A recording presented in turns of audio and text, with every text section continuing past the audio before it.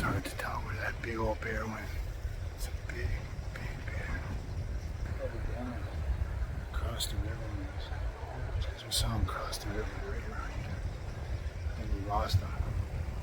Some of these bears, it's hard to predict what they're going to do. You see them out at about 100 meters. I think Eric's got him.